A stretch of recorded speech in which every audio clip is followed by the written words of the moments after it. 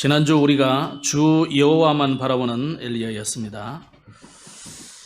아람 왕 베나닷이 이스라엘을 침공했었죠.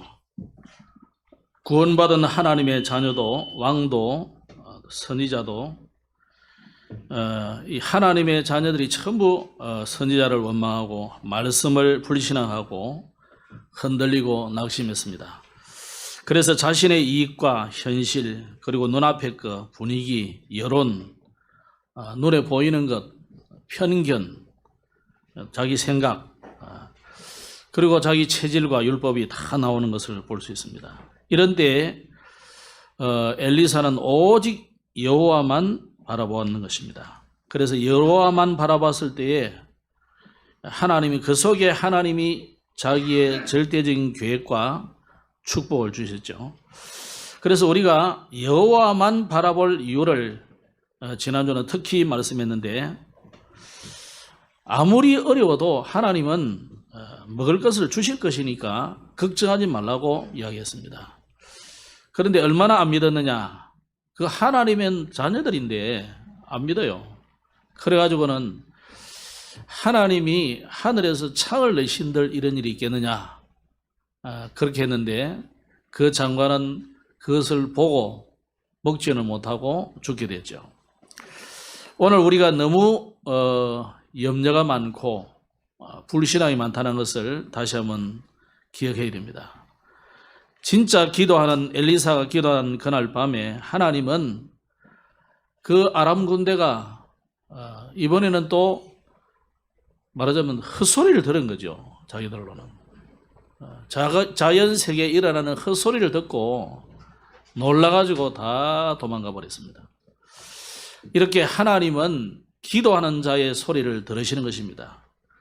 그래서 오늘은 반드시 응답하시는 하나님이라는 제목으로 말씀드리는데, 그래서 우리는 무엇을 굳게 붙잡아야 되겠습니까? 모든 시험과 핍박에 하나님의 계획이 있을 것이다, 이렇게 질문해 보시면 됩니다.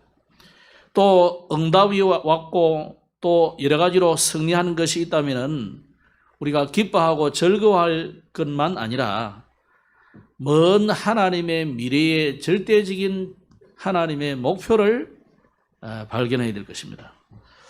그렇다면 오늘 우리는 이런 사람들 앞에, 이런 불신앙하고 자기 생각, 편견 이런 것을 가진 사람들 앞에 그들을 다 고쳐나갈 수는 없어요. 그래서 수용하고 초월하라는 것이 지난주 메시지였습니다. 오늘은 지난주 이어서 열왕기하 8장은 장기간의 기근이 될 것을 엘리사가 기도하는 중에 본 것이죠. 그래서 아마 자기를 가장 아끼고 가장 가까이서 보호해주고 동력하고 식주인 같은 역할을 했던 이 수네임 여인에게 그 가정에 미리 솥을 준 거예요. 아무래도 이 기근이 오래 갈 것 같으니까 좀 장기간으로 어디 남의 나라에 좀 가서 피신해 있으라, 그런 거죠. 그래서 수네임 여인이 그 말씀을 듣고 블레셋 땅에 가서 살았는데 7년이라는 세월이 지나버렸어요. 그래가지고 자기 고향 땅에 이제 돌아오니까 어떤 일이 생겼습니까? 뭐 남의 소유가 돼 있고 그 뭐 주인 없는 땅이라 생각하고 자기 전밭은 전토는 전부 다른 사람들이 쓰고 있다는 말이죠. 그 뭐 여자 가서 뭐 이야기하니까 사람들 더 씁니까? 아이고 이거 뭐 이게 네 땅이냐 이럴 수도 있는 거죠. 그런데 여러분, 이스라엘은요 딱 정해져 있습니다. 하나님이 정해놨거든요. 지파별로 지역을 정해놨고 그 지파의 가족을 따라서 누구의 소유 다 돼 있습니다. 만약에 그 땅을 팔아도 60년 만에 다시 회복시켜 줘야 되는 것이 이게 하나님의 법칙이거든요. 그런데 이 사람들이 이 하나님의 말씀을 안 듣는 거죠. 이거는 원래 우리가 오래전부터 했다는 거죠. 그래서 이 여인이 임금님에게 가서 호소하는 장면이고, 또 중간에는 아람 왕 이 베나닷, 이 7장에 이스라엘을 점령해 왔던 이 베나닷이 이제는 병들어 죽게 된 것입니다. 사람은 참 희한하죠. 자기가 병들어 죽게 되니까 내가 살겠냐 죽겠냐 이걸 또 물으러 엘리사에게 자기 부하를 시켜서 보냅니다. 이제 엘리사가 아마 다메섹에 볼 일이 있어 왔는 모이죠. 그 소식을 어떻게 들었는지 엘리사에게 자기 부하를 시켜 보냈더니 엘리사가 이 부하를 보고는 지금 당신 주인 그 왕은 살겠다 해라. 그렇게 말을 해놓고는 사실은 사는 게 아니고 죽는다는 거예요. 그러면서 이 부하를 보고 막 엘리사가 막 우는 거예요. 울먹거리고 그러는 거죠. 그러니까 왜 그러냐 그러니까 네가 왕이 되면 나중에 이스라엘을 향해서 어마어마한 이 대살육을 나쁜 짓을 할 텐데 내가 좀 안타까운 거죠. 하나님의 계획이니까 어쩔 수 있겠습니까? 그런 일이 있은 이후에 뒷부분은 유다의 왕 여호사밧의 아들이 여호람이 왕이 되고 또 아왕의 딸과 결혼하게 되고 또 이 여호람을 이어서 아하시아가 왕이 되면서 이 사람도 왕가의 딸과 결혼해서 사도를 맺게 되는데 이런 것에 대한 이야기가 오늘 8장의 주 내용으로 있습니다. 먼저 오늘 이 수넴 여인과 엘리사를 보면서 엘리사가 어떻게 이 기근이 장기간 계속될 것을 미리 보았겠습니까? 우리가 미리 본다면 얼마나 좋겠어요, 그죠? 그런데 하나님 미리 잘 안 보여주시거든. 요즘 계속 메시지가 랩런트 메시지가 미리 보기, 미리 정복하기 계속 나오고 있습니다. 오늘 이 응답을 여러분이 정말로 받기를 주 이름으로 축복합니다. 그래서 엘리사는 또 오늘 수넴 여인은 7년이라는 이 기나긴 세월을 블레셋 땅에 피신해 있으면서 자기 땅은 전부 전박과 자기 집이 다른 사람의 소유가 되어 있어가지고 그것을 다시 돌려달라는 요즘 말로는 반환소송을 하는 거죠. 그것을 하려고 하는데 하필이면 보세요. 그 이야기를 엘리사의 종하고 이 임금하고 지금 이야기를 하고 있는 거예요. 그 이야기의 주제가 뭐냐? 수넴 여인의 아들이 죽었다 살아난 이야기를 하는 거예요. 얼마나 우연의 일치도 그런 일치가 없죠, 그죠?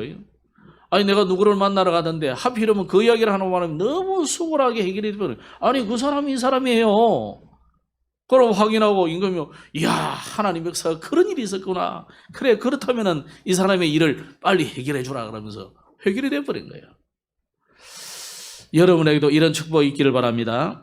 자, 그러면 엘리사를 보면 열왕기상 19장에 보면 엘리사가 엘리야를 만나는데 여러분 이 땅에 우연이라는 게 있습니까? 우연히 만난 게 아니에요. 엘리사는 중요한 기도 제목을 붙잡고 있었던 것입니다. 그리고 하나님의 때와 시간표를 기다리고 있었던 거죠. 여러분 우리가 내가 좀 된다 싶으면 막 나서는 사람 있잖아요. 요즘 정치권 선거철이 되니까 이제 선거 끝났습니다만은 이야 참 택도 아닌 사람도 나오는 거기도 하고 과연 저 사람이 정치인이 맞나 이런 생각이 들기도 하고 그런 사람이 너무 많아요. 여러분 우리는요 하나님의 때와 시간표를 기다려야 됩니다. 이 엘리사가 뭔가 사명을 깨닫고 내가 뭔가를 해야 되구나 천명 소명 사명을 깨달았는데 바로 뛰쳐나간 게 아니고 하나님의 시간표와 하나님의 부름을 기다려야 돼요. 그러면서 열왕기하 2장에는 엘리사가 엘리야를 끝까지 따라가는데 다른 제자들도 다 알잖아요. 길갈이고 베델이고 여리고고 다 안다고요. 다 누가 있는 장소입니까? 다 제자들이 있는 그런 요즘 우리말로 하면 신학교 또는 교회에 있는 현장들이거든요. 엘리야가 가면서 너는 여기 머무르라 그러잖아요. 그런데 엘리사는 이유가 있기 때문에 머무를 수가 없다는 거예요. 왜? 지금 이 악한 왕 아합과 이세벨의 시대에 그 우상 숭배의 시대에 주변에는 블레셋이 늘 호시탐탐 노리고 아람 나라가 쳐들어오는 이런 암울한 시대에 우리나라가 그냥 그들을 방비하는 일에만 바쁘고 결국 우리끼리 싸우고 그럴 때가 아니다는 거예요. 여호와의 이 어마어마한 영광을 전 세계가 알고 그들이 복음을 듣고 그들도 구원을 받는 것이 하나님의 소원인데 이걸 알고 있기 때문에 그 일을 하려면은 엘리사의 이 능력으로는 안 되는 거예요. 엘리사가 가진 지성으로는 안 되는 겁니다. 엘리사가 가진 경제력 그 가지고는 안 되는 거잖아요. 엘리사가 알고 있는 뭐 좀 많은 사람들 그 인력으로는 이 일을 할 수 없다는 겁니다. 그래서 위로부터 주시는 하나님의 능력, 보좌의 능력, 시공간을 초월하는 하나님의 이 영감의 능력이 내게 갑절이나 있어야 된다는 거예요. 바로 당신 엘리야에게 주셨던 그 영감이 내게 갑절이나 있어야 된다는 이 중요한 기도 제목을 다 가지고 있었기 때문에 엘리사는 끝까지 따라간 거죠. 그런데 엘리사에게 어떤 일이 일어납니까? 이 아람 나라의 최고의 장군 나만, 최고의 장군인데 아무도 모르는 숨길 수밖에 없는 병이 생겼습니다. 그게 바로 문둥병이잖아요. 나환자잖아요. 그런데 이걸 고쳐버렸습니다. 그러니까 원수들이 쳐들어올 수 없죠.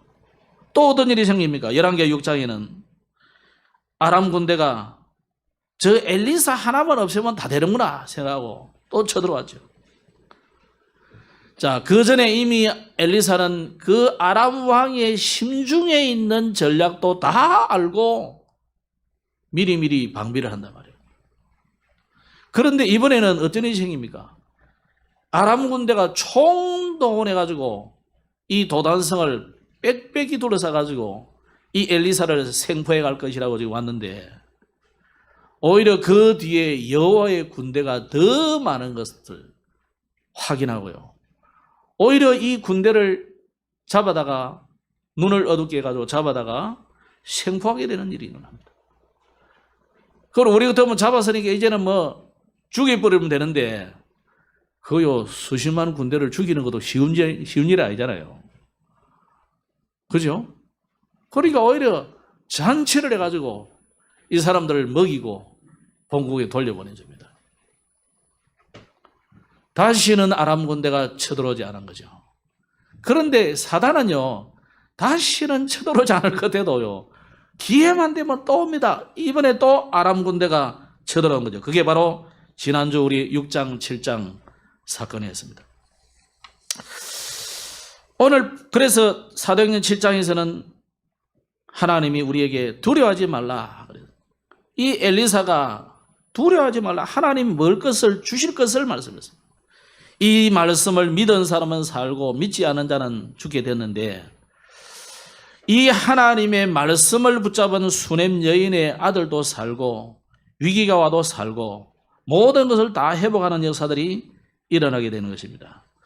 오늘 그래서 저와 여러분이 엘리사와 이 수넴 여인같이 정말 하나님의 말씀을 믿고 기도하면 반드시 응답된다는 이 기도의 비밀을 가지고 있는다면 그 어떤 현장에서도 승리할 줄로 믿으시기 바랍니다.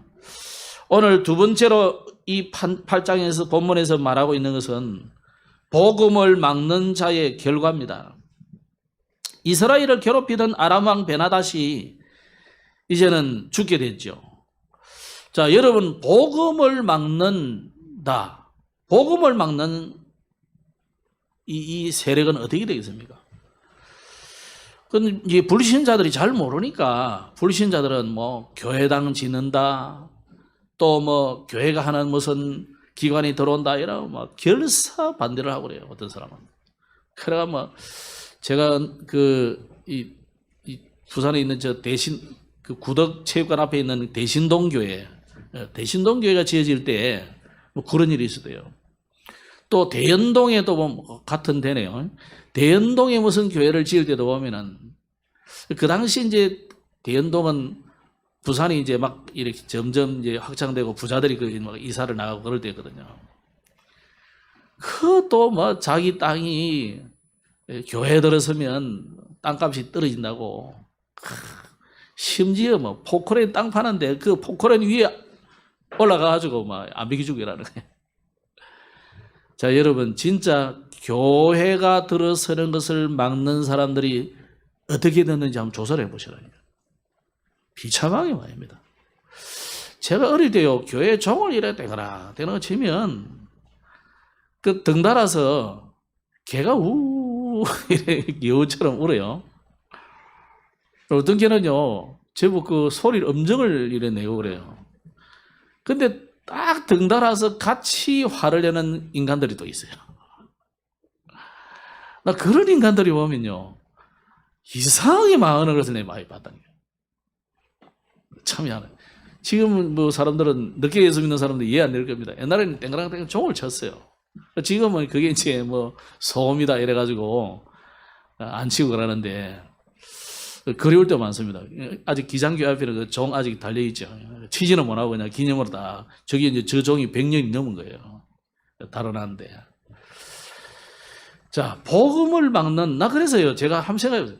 복음을 막고 교회가 저리 서는 것을 저렇게 결사 막는 사람들이 과연 어떻게 될까? 자, 여러분, 복음을 막은 강대국들, 이 복음 막은 이집트 어떻게 됐어요? 애굽이잖아요, 그게. 아직도 비참합니다, 이집트는. 바벨론은 어떻게 됐습니까?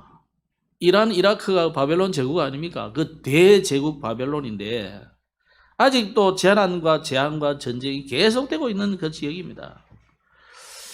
250년 동안 복음을 막던 로마는요, 복음 앞에 무릎을 꿇고 완전히 복음 국가가 됐고, 물론 그 뒤로 또 뭐 타락을 하지만 아직도 유럽은요, 그 당시 로마의 그 영광을 늘 아직도 그 희망으로 갖고 있습니다. 그래가지고 이 EU 또 만들고 그랬는데, 그러니까요, 이 로마의 영광, 복음을 막는 세력 앞에 완전히 무릎을 꿇어버렸어요.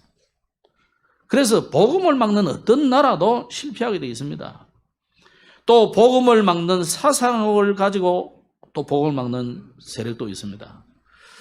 처음에는 뭐 이제 로마가 보호되니까 아직 그때는 봉건주의 사상 아닙니까? 이 봉건주의 사상을 가지고 복음을 막고 그러죠. 그러다가 르네상스 시대가 됐는데, 르네상스 시대에 하나님은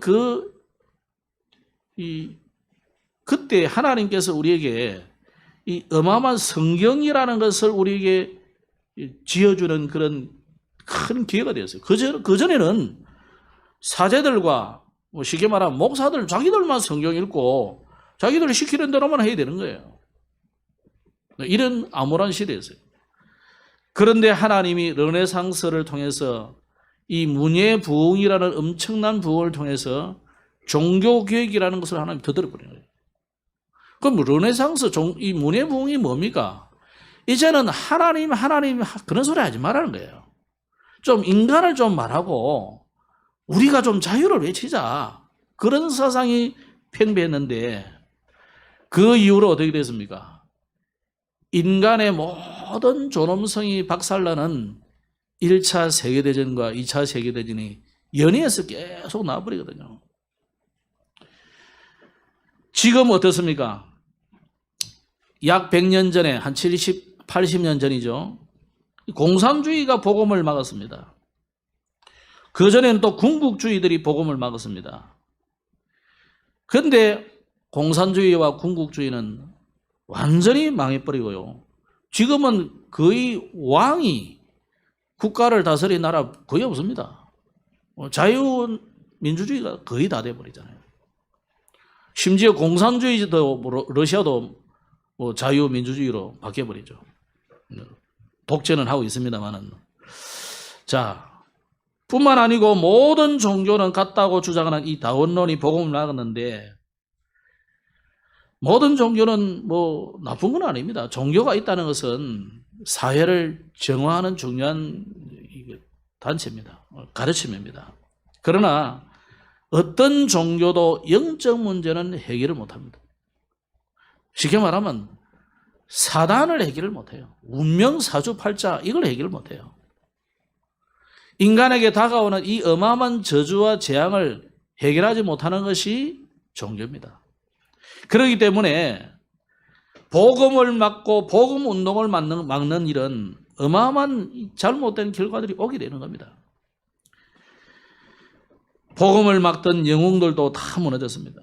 헤롯 왕조도 무너졌고요. 로마 황제 10명도 다 무너져버려요. 그 신하 20명도 비참하게 죽음을 당했는데 오늘 이 본문에 나오는 아람 왕 베나닷이 어떤 사람입니까? 엘리사를 죽이겠다고 전쟁을 일으킨 그 아람 나라, 그리고 이스라엘을 어떻게든 점령하려고 죽이려고 하는 이 나라가 심판의 시간표가 온 것입니다. 그래서 우리는 반드시 세 가지 종말을 여러분 꼭 기억하고 살아야 됩니다.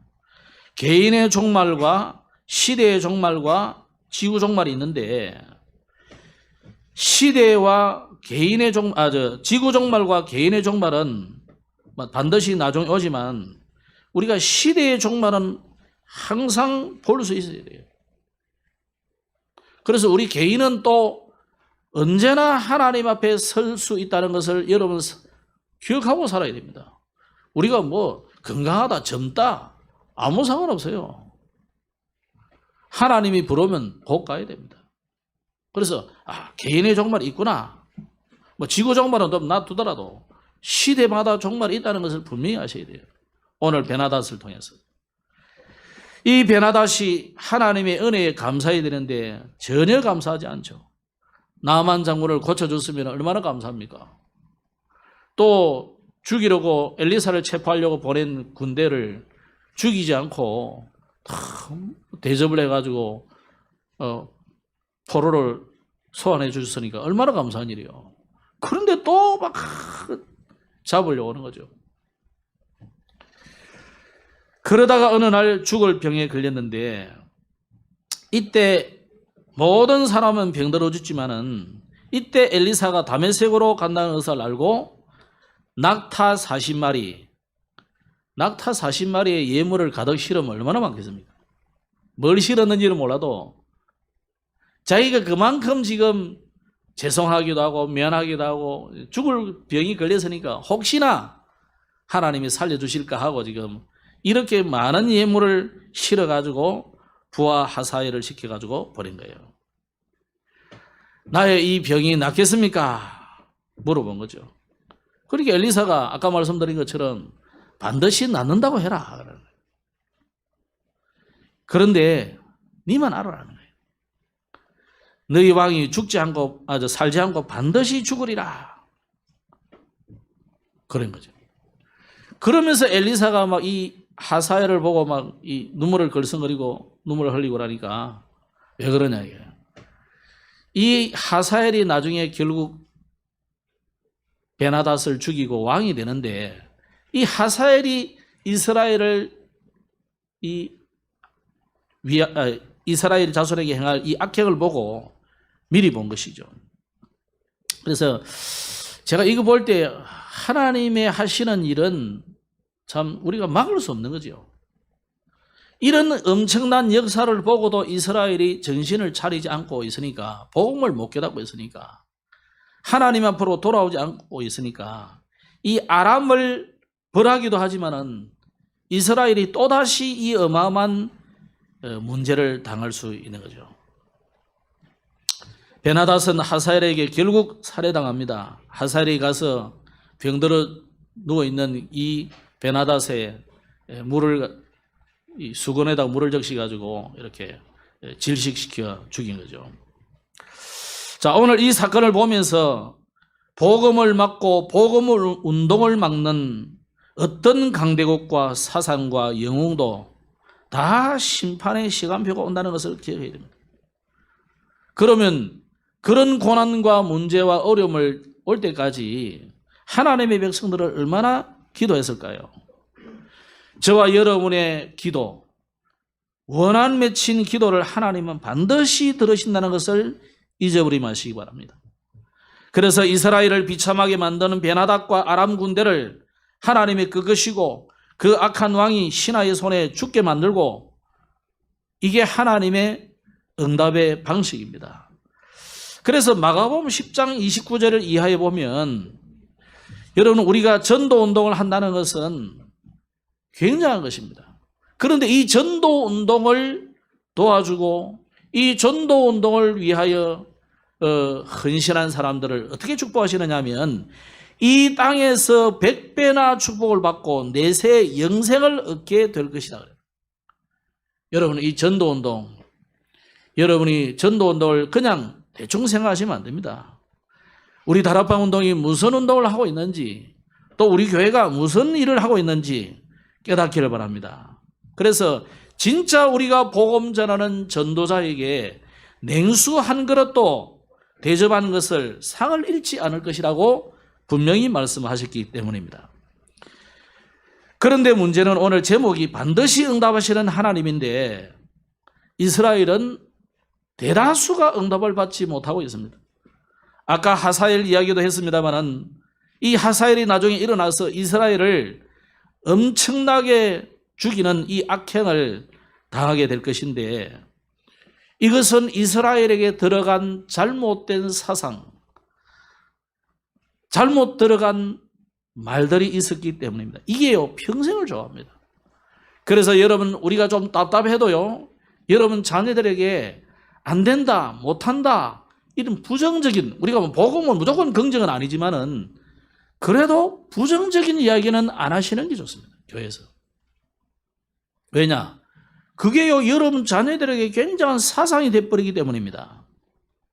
우리가 하나님의 말씀을 들려주지면 못할 망정, 안 된다, 못한다, 하지 마라, 뭐 욕하고 뭐 이러면요, 여러분 자녀들을 완전히 버리게 됩니다. 그래서 우리는 그러면 뭐 우리 자녀들 그 뭐 버릇없는 거 가만히 놔둬야 되느냐. 그래서요, 놔두는 게 아니고 하나님께 맡기는 거죠. 맡기는 게, 놔두는 게 아니고 하나님이 하시도록 기다리는 거예요. 하나님이 하시는 것이 가장 확실합니다. 자꾸 우리는 내가 하려고 하거든요. 그러면 우리는 완전히 실수하는 것이고 어려움을 당하게 되는 겁니다. 자, 그래서 하나님은 반드시 언약을 성취시키는데 오늘 우리도 이 하나님의 말씀을 잘 알아들으면 하나님이 더 큰 은혜를 주십니다. 언약은 반드시 성취되는 하나님의 말씀이기 때문에 뭐 여러분 하나님 말씀을 자녀들에게 들려준다고 해서 금방 뭐 습관이 바뀌고 뭐 각인이 바뀌고 뿌리가 내리고 뭐 체질이 바뀌고 그러지는 않아도요, 여러분 자녀들에게 이게 평생의 인생이 되고 삶이 되기 때문입니다. 그래서 우리가 언약은 반드시 성취된다는 것을 기억해야 됩니다. 창세기 3장 15절에 이 말씀이 성취됐잖아요. 거의 2020년 전이잖아요. 2022년. 그러면 오늘 이 요게벳이 이스라엘이 지금 애굽 나라의 노예가 되어 있는데요. 사실은 그 어마어마한 애굽의 어린으로 왔지만은 노예가 되어버리잖아요. 그때 요게벳이 언약을 붙잡고 이 언약을 계속 어린 모세에게 전달한 거 아닙니까? 이게 나중에는 성취되거든요, 반드시.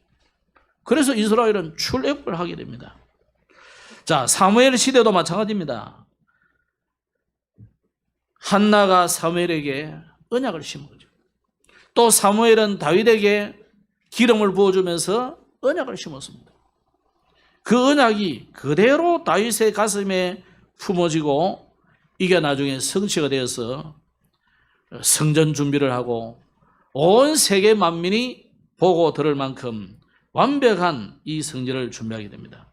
그래서 우리 가슴에, 우리 자녀들에게 마음에 옳은 하나님의 말씀을 심으면 반드시 성취되는 역사가 일어나게 되어 있습니다.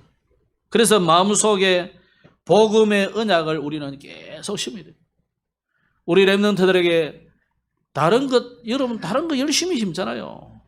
공부 잘해라고 학원 보내고 또 이 기능, 기술 그 습득하기 위해서 이런 학원도 보내고 저런 체육관도 보내고 다 하는데 우리가 뭐만 안 하느냐? 하나님의 말씀을 그 가슴 속에 심는 이것만 안 한다. 아이, 그럼 뭐 주일날 교회 가서 목사님이 하시고 또 교사들이 하는데 뭐 우리가 또 굳이 할 필요가 있느냐? 그렇지 않습니다. 지금도 여러분의 자녀들은 예배하는 이 시간에도 딴짓하고 있다는 사실을 기억하시면 돼요. 우리 어른들은 그래도 습관이 좀 뭐 되세요? 하나님께 좀 집중하는 이 좀 습관이 돼 있는데 우리 랩런트들은 안 그래요. 지금도 스마트폰 보고 생각은 딴 데 가 있고 다 그렇다니까 랩런트들이 거의. 그래서 여러분 자녀에게 평일에 교육이 굉장히 중요해요. 보세요. 학교는 일주일 내내 보내잖아요. 적어도 요즘은 4일, 5일은 보내잖아요. 그러면 학교만 보냅니까? 학원 보내지. 갔다 오면 숙제하도록 만들지. 예습하라, 복습하라. 어떤 사람은 또 과외선생까지 붙이지. 근데 하나님의 말씀은 전혀 안 그러거든요. 이게 오늘 이스라엘의 실수요, 우리 성도들의 실수요, 부모들의 실수예요. 그래서 이 사무엘이 다윗에게 기름 부으면서 언약을 전달하기 이전에 이미 다윗의 아버지 누굽니까? 갑자기 이세죠. 이까지 나오는데 잘 안 나오네. 원고에 없어가지고. 이세가요, 평상시에 다윗에게 언약을 굉장히 심었다 볼 수 있습니다. 거기다가 기생 라합, 그 다윗의 정조 할머니 정도 되거든요. 우리가 볼 때는 막 이거 할머니가 멀다 생각하지만요, 요즘 정조 할머니 다 같이 사는 사람 많아요. 할머니 정도, 정조 할머니 정도로 같이 산다니까요. 그러면 그 영향을 분명히 미쳤다고 볼 수 있는 거예요.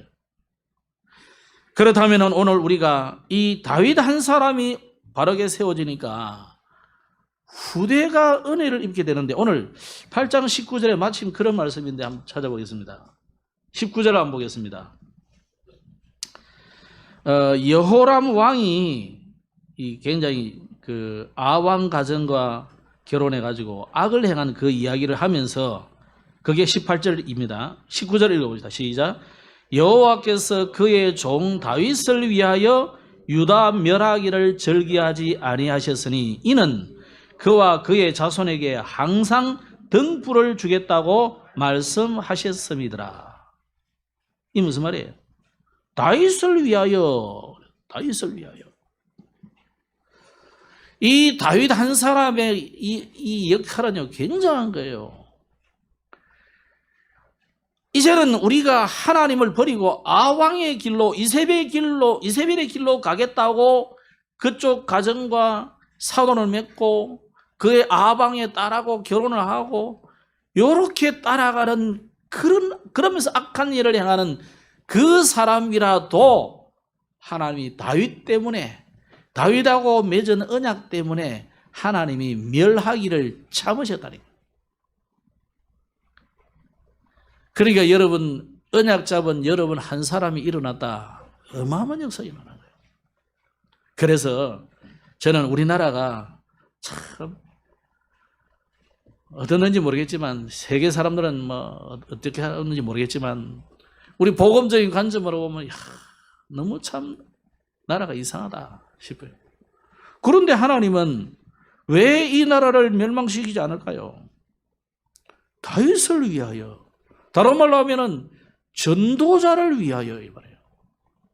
언약 잡은 여러분 하나님의 자녀들을 위하여 하나님이 길이 참으시는 거예요. 망할 짓을 하는데도 다윗을 위하여. 그래서 오늘 우리가 분명히 복음 가진 사람이라면 여러분 때문에, 우리 때문에 하나님이 지역을 분명히 축복하신다는 것을 기억하시기 바랍니다. 그래서 그런데도 하나님의 백성이 응답받지 못하는 이유가 뭐냐? 오늘 이 뒤에 내용이요, 18절 읽은 그 앞에 부분, 선조들의 영적 문제와 불신앙을 그대로 따라하는 거예요. 멸하지는 않지만은 응답은 없는 거라.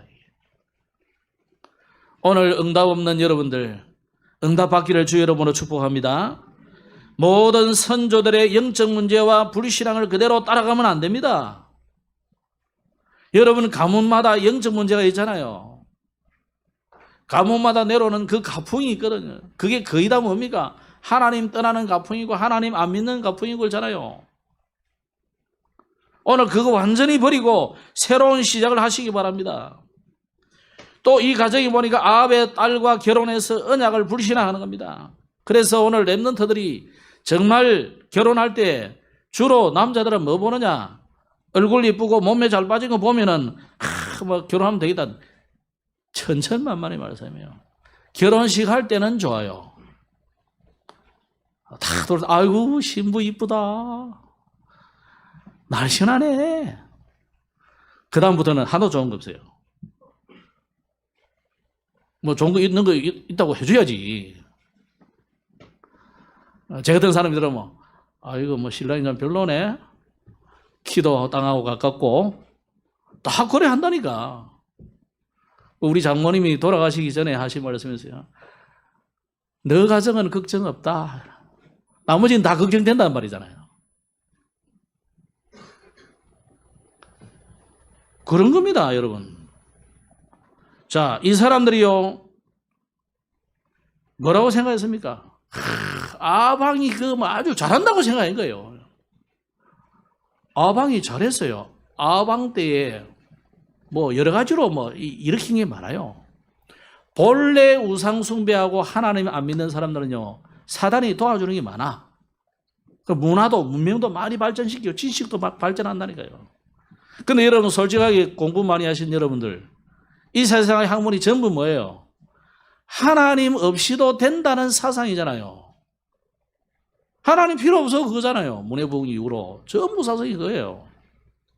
유물론적인 사상이고 전부 뭐 그런 사상이고 하나님 필요 없는 사상이에요. 진화론적 사상 전부 그런 거잖아요. 그게 맞는 겁니까? 뭐 저는 그걸 뭐 반박할 실력은 없기 때문에 말은 안 하겠지만요. 하나님하고는 전혀 안 맞는 사상이에요. 그래서 여러분 자녀들이 이 세상에 그 학문 또 이런 걸 가지고는 하면 안 됩니다. 그래서 불신자들의 이런 모습을 따라가지 마시고 오늘 유다왕 될 여호람도요 장인 가문인 이스라엘 아합왕의 삶을 그대로 답습하는 겁니다. 그러니까 그 아들 아시아도 또 아합 집의 사이가 돼가지고 아합 왕의 사이가 아니고 아합 가문의 사이가 또 된 거예요. 말하자면 뭐 계속 사도 맺는 거죠. 그래요. 그러면 서로 안 싸우고 좋은 점도 있겠죠. 외교적으로. 그 항상 고대 국가들은 이 외교를 어떻게 맺느냐면 주로 당신의 딸을 우리가 며느리 삼고 우리 딸을 주고 뭐 이런 식으로 하는 거예요. 이래가지고 다 혈맹을 맺는 거지. 혈맹. 그래서 혈맹이라는 단어가 나온 거예요. 혈맹. 물론 뭐 전쟁으로 싸우죠. 그것도 있지만은요. 다 한 집안이라. 이렇게 만들어서 서로 안 싸우려고 하지만 그게 됩니까? 한 세대가 안 있는 거예요. 그게. 이게 전부 인본주의로 시작된 거잖아요. 이 사람이 사람 보기에 아주 문제는 없다고 해도요. 여호와 앞에서 악을 행했다 그랬어요. 그래서 오늘 18절에도 그래서 여호와 보시기에 악을 행하였다. 또 27절도 좀 보겠습니다. 거기 보면은 아하시아가 아합의 길로 행하여 아합의 집과 같이 여호와 보시기에 악을 행하였으니 이는 그가 아합 집의 사유가 되었습니다. 그러니까 무슨 이 사람들이 무슨 대단한 악을 행했다 그것도 맞지만은요. 하나님을 떠난 사람의 집에 가문에 사돈 맺는 것 자체가 하나님의 굉장히 악한 행위예요. 그래서 여러분 렘넌트들 결혼 잘 생각해야 돼요. 아무나 턱 만나서 뭐 진짜 누구 말 맞다나 껌 하나 준다고 멋있다 이러고 따라가고 큰일 나는 거예요. 그 자체가 여호와 앞에서 악한 행위라 해요. 그 결과 에돔이 배반하고 유다는 분열하고 이런 일이 생기는 겁니다. 잘하려고 했는데 보세요. 에돔이 배반해보잖아요. 유다는 서로 막 분열하고 이런 일이 생기는 거예요. 이런 상황 가운데서도 응답받는 사람이 있었는데 그 사람이 수넴 여인이에요.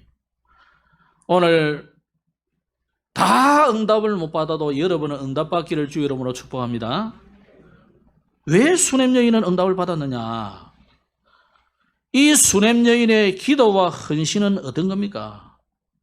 그 사람의 동기, 선택, 방법, 결과 전부 보세요. 지난번에 말씀드렸죠. 완전 복음이에요. 선지자가 지나가니까 딱 보고 선지자에게 필요한 게 뭐구나. 딱 알아서 완전 복음으로 완전 헌신을 했거든요. 그럼 어떻게 그 필요를 알겠습니까? 기도해보니까 선지자가 지나가는데 당연히 우리 동네에 선지자가 오시는데 저 선지자가 어떤 분인지 뭐가 필요한지 어떤 일을 하시는지 알면은요 답이 나오는 거 아닙니까? 그러니까 완전 헌신할 수밖에 없는 거예요. 그래서 엘리사가 머물 집을 준비를 해주고 다 준비해 주는 거죠. 그래서 오히려 뭐 자식을 또 준다고 그러니까요. 자기는 필요 없다는 거예요. 모든 영광을 하나님께 돌리는 거잖아요. 완전 영광이에요. 그러면서 이 수냄 여인의 기도 제목은 항상입니다. 언제나 세계복음화라는 이 항상 소망이 그에게 있었던 거죠. 이 소망을 가지고 항상 기도하고 있었고요. 항상 그 엘리사가 주는 말씀을 다 간직하고 있었고 이게 현장하고 연결되고 이게 하늘 보좌하고 축복하고 연결되고 그러니까 응답을 받을 수밖에 없는 거 아닙니까? 오늘 여러분 이 수냄 여인을 한번 여러분 다시 한번 쭉 앞에 나중에 한번 읽어보시기 바랍니다. 수냄 여인의 헌신은 그냥 헌신은 아닙니다. 그래서 이 수냄 여인의 중심은 언제나 교회 중심이에요. 그리고 전도 중심이고 선교 중심이었습니다. 말씀을 맺으면서 오늘 이 두 왕이 보았던 부분을 가지고 좀 기도의 제목으로 삼으면 좋겠습니다. 렘넌트들은 결혼을 위해서 기도를 분명히 하셔야 돼요. 제 이야기는 하진 않겠습니다만은 인류의 최고 문제의 시작이 가정이거든요. 하나님이 처음에 만드신 두 조직이 있습니다. 하나는 교회고 하나는 가정이에요. 이 사단이 딱 찾아와서 이 교회와 가정을 무너뜨린 거거든요. 이 두 개는 연결되어 있기 때문에 하나만 무너뜨리면 무너지게 돼 있어요. 그래서 여러분 응답을 못 받는 여러분이 어떻게 응답받을 수 있느냐? 누구 잘못이다, 네 잘못이다 이래버리면요 답 절대 안 납니다. 가정에서 모든 메시지를 찾아야 됩니다. 그래서 이 찾은 메시지를 오늘 언약적인 한이 되도록 붙잡아야 됩니다. 그래서 사단은요 이 아담과 하와의 가정을 공격한 것처럼 지금도 계속 공격하고 있기 때문에 오늘 여호람과 이 아하시야가 이거하고 전혀 상관없이 가정의 언약과는 상관없이 하나님 말씀과 관계없이 자기 마음대로 결혼하잖아요. 왜? 자기는 국가를 잘 다스리기 위해서 한다는 거죠. 그러나 하나님은 그 사람들의 시도는 완전히 헛된 것이었습니다. 그래서 여러분 결혼 언약을 제대로 붙잡아야 됩니다. 결혼 이전에 어떤 신앙생활을 하고 있는지를 잘 포럼해보고 학불, 가문, 성격, 경제, 헌금은 어떻게 하는지 이런 것도 잘 포럼해봐야 됩니다. 그런데 결혼 이후에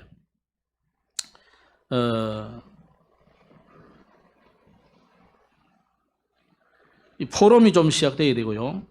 그래서 결국은 우리는 결혼하는 이유는 하나님이 주시는 언약을 후대에게 전달하고 세계복음하는 이 두 가지밖에 없습니다. 그 언약을 제대로 전달하도록 기도하시면서 응답받아야 되고요. 또 혹시 가정이 좀 어렵고 실패하는 가정도 있겠죠. 그 가정도 완전 복음으로 메시지를 붙잡고 우리 가정을 향한 영적 싸움을 철저히 하셔야 돼요. 그리고 앞으로 올 응답을 준비를 하시기 바랍니다. 오늘 여러 가지를 말씀했습니다마는 하나님은 지금도 반드시 응답하시는 하나님입니다. 여러분이 응답이 안 되고 문제가 있고 어려움이 있다. 전부 어디서 찾아야 되느냐? 가정의 메시지에서 찾으시고 또 교회에서 말씀으로 답을 찾으시고 응답받는 그런 축복의 한 주간이 되기를 주의 이름으로 축복합니다. 기도하겠습니다. 하나님 아버지 은혜를 감사합니다. 오늘 베나닷 왕의 죽음과 또 여호람과 여호사밧의 이 일들을 가지고 오늘 귀중한 하나님의 음성을 듣는 시간을 주신 것을 감사합니다.